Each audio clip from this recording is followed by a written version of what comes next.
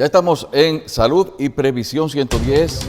Horacio se hizo experto en COVID, ¿verdad? Sí, Horacio Montenegro. Le tiene terror. No ha vuelto más nunca. ¿Usted considera que ese es el principio de todo? Bien. Horacio Montenegro, buenos días. Desde donde te encuentras. Aquí tenemos un informe que nos pasa bien temprano que dice COVID-19 en Dominican Republic. Very high, level 4. ¿De qué se trata esto, Montenegro? Vamos a ver y vamos a analizar ese documento del Centro de Control de Enfermedades y Prevención de Estados Unidos.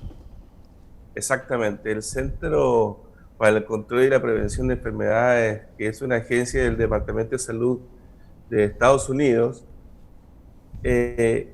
tiene calificado a República Dominicana en el máximo nivel de riesgo de transmisión del COVID-19 y textualmente sugiere a todos los turistas evitar los viajes a República Dominicana. Este informe es bien relevante porque esto se sitúa dentro de un contexto que es lo que uno ha estado mirando, lo que estaba pasando en nuestro país. Hay una serie de situaciones que uno hace dudar si efectivamente las políticas sanitarias que está implementando el gobierno están dando efectivamente los resultados que se esperan. Hay una serie de situaciones que uno lo encuentra al menos curioso, de que da la sensación de que no se está avanzando de una forma clara o con una estrategia bien montada. Básicamente, si uno pudiera hacer un resumen de lo que ha pasado en estos días a partir de diciembre, fines de diciembre en adelante, hemos visto situaciones bien especiales. Por un lado, una suerte de censura por parte de la Vicepresidencia de la República, que lidera, ¿cierto?, ella, la Alta Comisión para enfrentar la pandemia, al jefe de epidemiología del Ministerio de Salud, cuando, ¿cierto?, en un medio de comunicación expresa su preocupación por el aumento, ¿cierto?, de la tasa de contagio, porque aquí tenemos que tener claro que en nuestro país no es rebrote, porque la enfermedad nunca se ha controlado, nunca ha llegado a un índice de positividad menos de un 4 o un 5%. Entonces, tenemos ese tema. Hace poco el doctor Clemente Terrero entregó a un medio de comunicación su opinión donde afirmaba que la presencia del virus de mutación británica que ya estaba en nuestro país, y inmediatamente, ¿cierto?, sale el gobierno a decir lo contrario y obliga al mismo doctor Terrero a relativizar sus dichos posteriormente. Tenemos la improvisación aparente de las medidas de confinamiento. No hay una evaluación previa de las consecuencias, los efectos del toque de queda en el transporte público. Una serie de situaciones que están sucediendo y que uno espera que el gobierno pueda tener claridad, porque lo que queremos es que le vaya bien en este proceso y queremos, ¿cierto?, que salgamos adelante. Los índices de positividad que tenemos hoy día en República Dominicana son altos. Yo estaba mirando el informe de ayer, 27% de positividad. Eso no es una buena noticia, lamentablemente. Y hay que ver cuál es el mejor mecanismo de comunicación de riesgo que tiene que implementar la autoridad para que la ciudadanía tome también conciencia para poder hacer frente a lo que estamos viviendo hoy día en nuestro país, que es bien complejo. Así como Julio decía en su introducción que yo me he hecho experto en COVID, sí me hice experto en COVID, y mucho más ahora porque me dio COVID. Le dio con todo y estar recluido. Ay, Dios mío. Bueno, sí. ¿Y qué tal tu experiencia en cuanto a la búsqueda de medicamentos y a la asistencia médica que pudiste haber recibido? Mira, hay un tema bien curioso. A mí me dio COVID, pero mi PCR estaba saliendo negativo. Y tenía todos los síntomas. El único examen de apoyo y diagnóstico que a mí me confirmó es que yo estaba con con el virus fue el TAC de tórax, donde aparecía ahí en mis pulmones, ¿cierto? El virus. Ese es un mensaje para toda la comunidad que nos ve, que no se queden con la confianza de que el PCR le puede haber salido negativo, porque hay un porcentaje de sesgo, y en mi caso particular fue exactamente así. Si no hubiese sido por el TAC, yo me hubiese quedado tranquilo y hubiese pensado que esta era una gripe, un resfrío común, y esto se hubiese complicado mucho. Sí, Lo curioso además es que teniendo el laboratorio 2 exámenes de apoyo diagnóstico, donde se confirma, porque después me hago un nuevo PCR a los días y sale efectivamente positivo, a mí nadie me contactó, nadie me llamó para hacer trazabilidad, nadie me llamó para saber si yo había tenido contacto con alguien, con un tercero. Entonces, son situaciones que uno mira desde afuera, uno como afectado, además de la enfermedad, que aquí no hubo acompañamiento. Mira, Da la sensación que no hay un sistema de trazabilidad bien implementado. Horacio, has tocado el tema que a mí, más que apasionarme, me preocupa muchísimo. Y es que tú no tienes información de que tú sabes que están comprando vacunas, que 3 laboratorios hacen pruebas, que no hay, que hay, pero lo que tú acabas de decir es darle seguimiento a todos los que no le ha dado, a todos los que le dio positivo y después dio negativo, a veces en el mismo, en un periodo relativamente corto. Los efectos, por ejemplo, el caso tuyo, que desde que apareció te protegiste. ¿Cómo lo conseguiste? ¿Cómo te infectaste? Entonces da la impresión de que algún avión lanzaba un virus desde el aire, que fue por respiración, porque no tuviste contacto con algo, creo yo. Lo mismo que me pasa a mí, que me pongo a revisar a ver cómo lo tomé. Entonces, el origen de ese virus nos preocupa. No hay tesis, nadie está estudiando. El efecto manada, y te dice, bueno, que le dé a todo el mundo, se muere una parte y se salva la otra.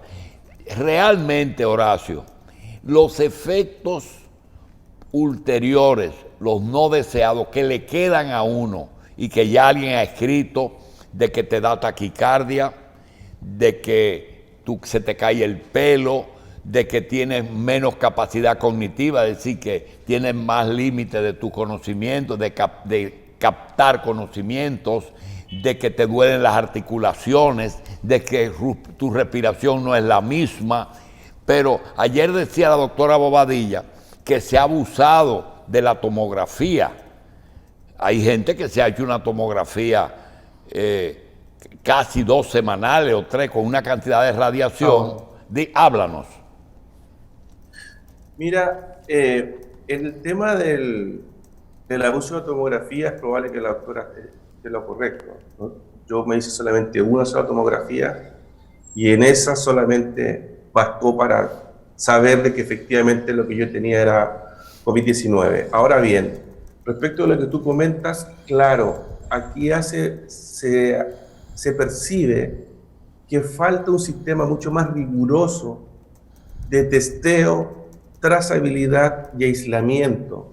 No sabemos, por ejemplo, cuál es la tasa de reproducción del virus. Los boletines muestran solamente datos generales, cantidad de PCR que se hicieron, personas que están contagiadas, la tasa de positividad. Esa información es sumamente básica. No permite generar una estrategia para poder combatir el COVID, por un lado.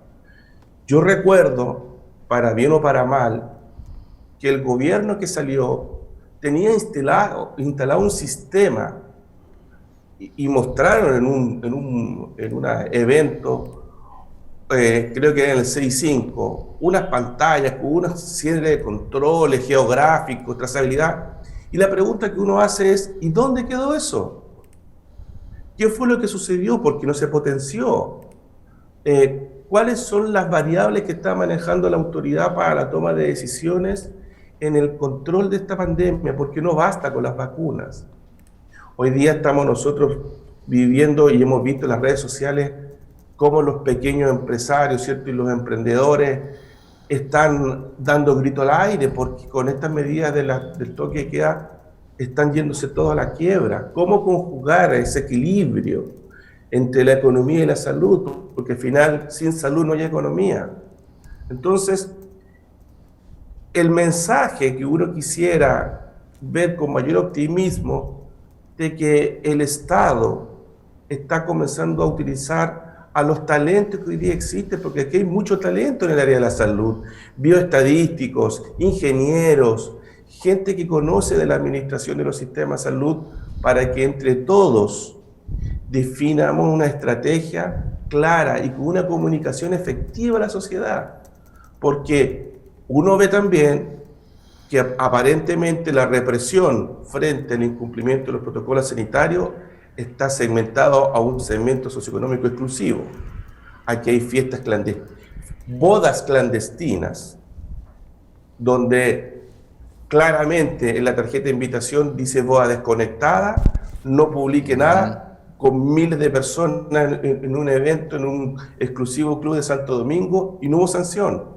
Pero hay sanciones sí para el resto del pueblo, y eso genera además un malestar, una fatiga, y por eso la gente no quiere cumplir después los protocolos de confinamiento. Uno siente que, por ejemplo, y no quiero hacer un programa de crítica al gobierno, uno trata de decir esto para tratar de aportar un punto de vista distinto a lo mejor. Esos 100 millones que regalaron a los artistas millonarios dominicanos, porque no se lo regalaron a artistas pobres, sino a gente de buen nivel. ¿Por qué no ocuparon ese dinero en una campaña comunicacional, segmentada, hacia los jóvenes, hacia el adulto joven, hacia el pequeño, hacia el adulto mayor, con los influencers, con la gente que conocía de los medios de comunicación, donde se le explique la importancia del autocuidado?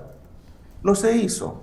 O esos 100 millones, haber instalado un laboratorio nacional, o haber apoyado al laboratorio nacional para tener más pruebas.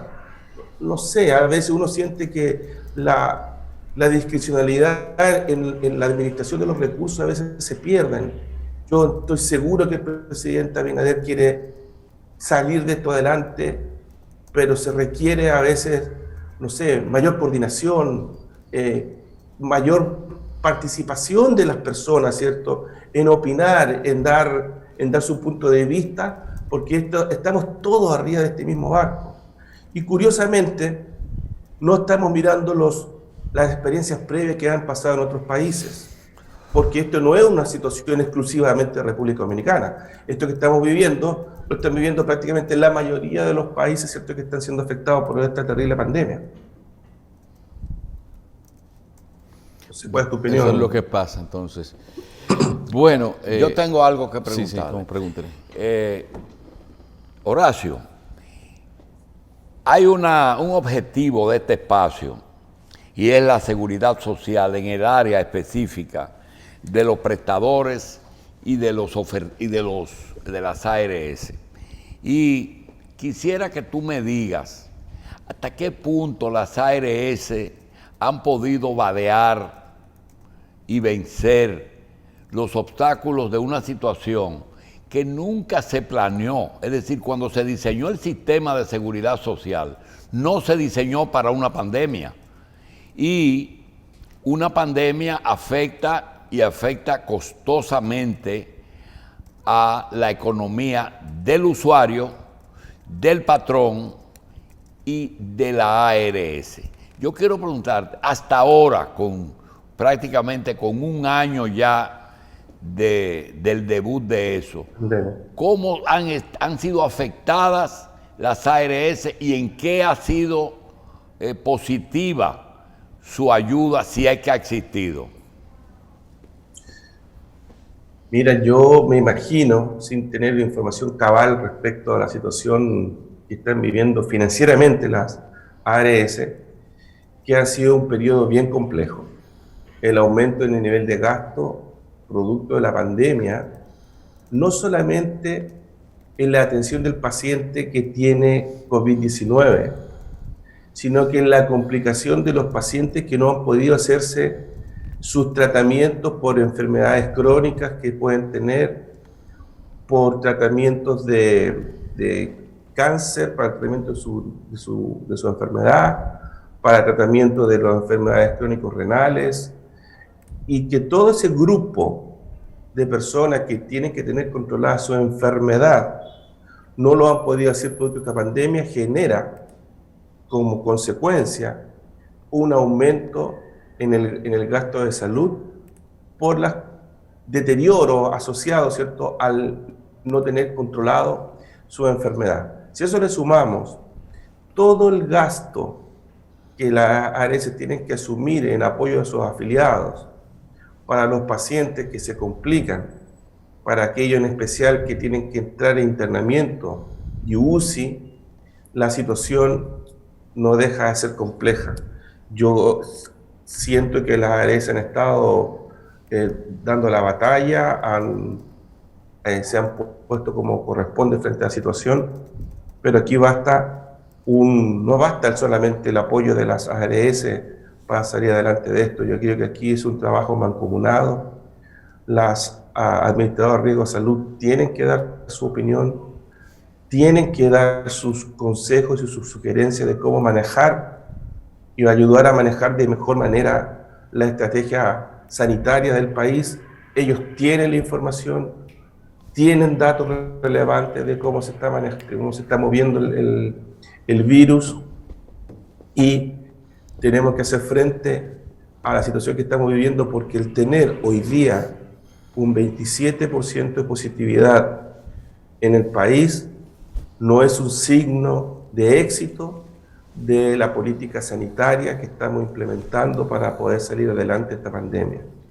La población tiene que entender también que somos responsables del autocuidado. Los empresarios y las instituciones públicas tienen que hacer su aporte, implementar fuertemente el teletrabajo. Eso en un momento se suspendió, porque se implementó en un principio el teletrabajo y después se hizo laxo el sistema, volvimos a trabajar a full de capacidad, y está claro que con las condiciones que hoy día tenemos, tener trabajando a todo un equipo en condiciones normales laborales no es la mejor manera para poder combatir el virus.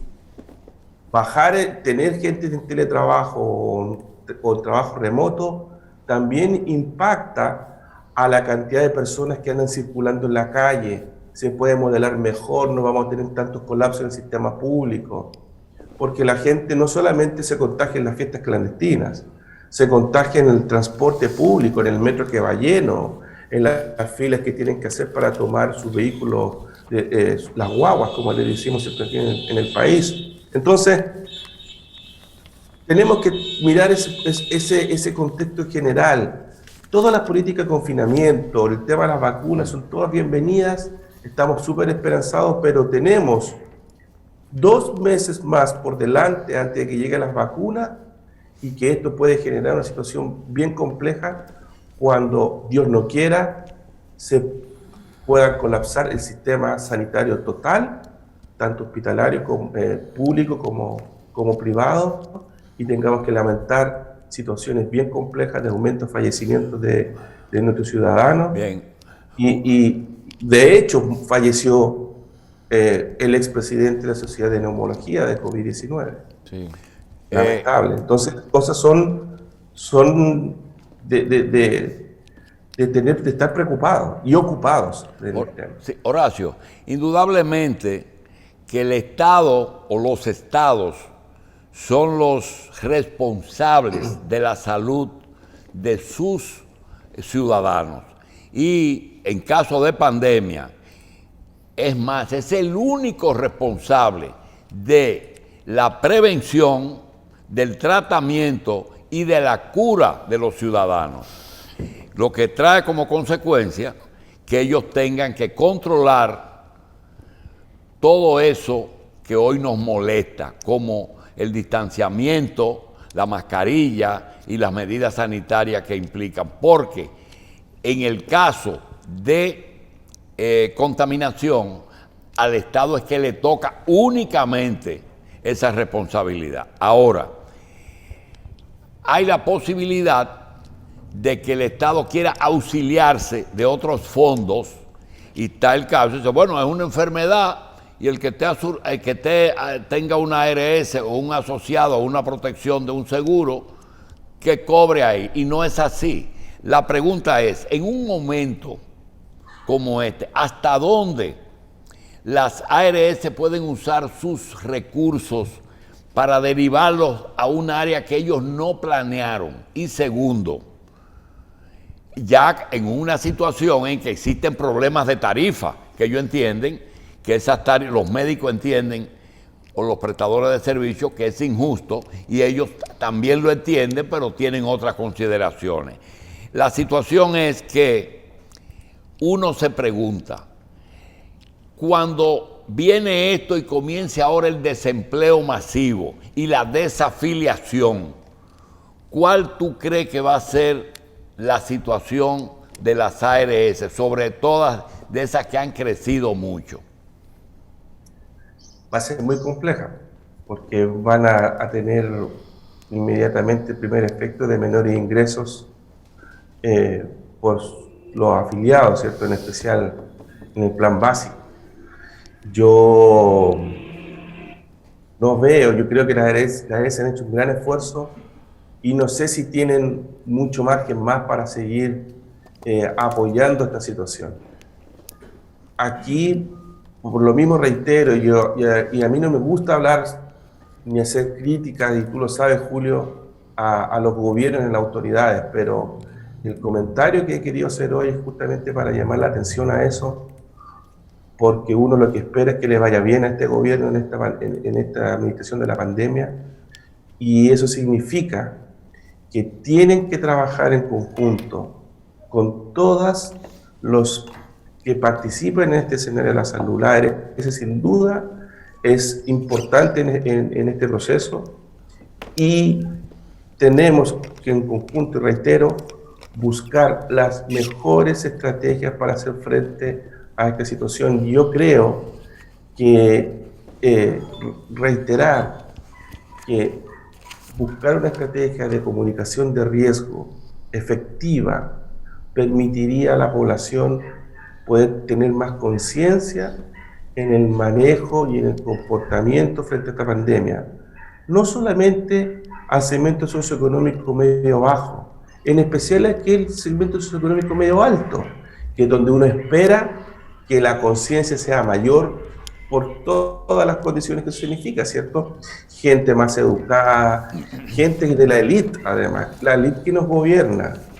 Entonces, si estamos todos sintonizados, la pregunta viene porque se avecina la llegada de las vacunaciones, y yo me he puesto a calcular no solamente el costo de una vacuna, sino el costo de un operativo que implique la vacunación de 2 millones de SENASA más 1 millón de humanos y 1 millón de las otras 2 o 3. Estamos hablando de una vacunación del 80% o el 70% de la población. El costo, y no solamente el costo de lo que cuesta la vacuna, sino el operativo, qué tiempo tomará y si eso le toca al Estado o son responsabilidad de las ARS, que quebrarían indefectiblemente. Hay un capítulo de prevención. Pero no, ese capítulo de prevención puede ser para una parte, no puede ser para toda la población asegurada. Bueno. Sí, mira, el tema de la vacunación, desde mi punto de vista, le corresponde la responsabilidad del Estado. Es del Estado. Es del Estado. Porque la compra de las vacunas no es que es el gobierno que saque los recursos. Los recursos salen de todos los ciudadanos que pagamos impuestos, y desde allí, ¿cierto? Somos al final el país el que compra las vacunas. Ahora, la logística, la forma de implementar, la velocidad que se tiene que hacer, en los tipos de vacunas que se están comprando, todo eso son decisiones estratégicas. Sí, Horacio, perdóname que te interrumpa. El diablo sabe por viejo. Yo conozco mi país. ¿Tú sabes en qué va a terminar ese gasto? En que un genio va a decir, el fondo de pensiones es el que va a financiar eso. Y yo te quiero decir que el fondo de pensiones no está libre, está ocupado, lo está colocado ese dinero. Bueno, allí es donde entonces nuestras autoridades tienen que buscar, ¿cierto?, la ingeniería financiera más apropiada para poder financiar la compra de esas vacunas. Ahora estamos claros, sin vacuna en nuestro país, esto es un desastre. Y no solamente vamos a vacunar a los 2 millones de personas que tú dices, Julio, tenemos que para poder lograr esta inmunidad de rebaño, al menos tiene que estar vacunado, inmune, el 70% de nuestra población. Y ese 70% de la población no son 2 millones de personas. Sí, bueno, sí. Y son 2 vacunas. Son dos dosis. Son 2 dosis. Sí, Son 2 dosis. sí, pero como dice el doctor, cada vez que alguien ve como que hay un dinero junto, se le ocurre una Le idea marchan brillante. al fondo de pensión. Se le ocurre una idea brillante, señores. Sí. Gracias a a mí me da Horacio. sensación, escúchame, Carlitos, para terminar, a mí me da sensación en eso que el gobierno es responsable y no va a tomar decisiones apresuradas ni locas, ¿cierto?, en la forma de financiar el tema. Creo que allí van a ser muy cautos y yo tengo esperanza en eso.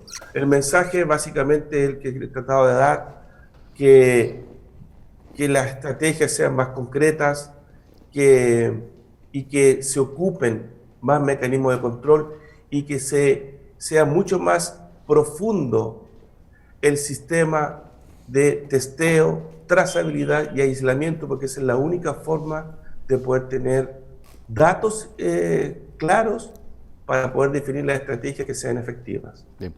Gracias, Horacio. Y gracias a ustedes por estar con nosotros aquí en Salud y Previsión 110. Nos vemos el próximo jueves en un programa similar. Y a ustedes también les decimos que todo el contenido está disponible en nuestra plataforma de YouTube, Revista 110, en las repeticiones por Coral y Carivisión.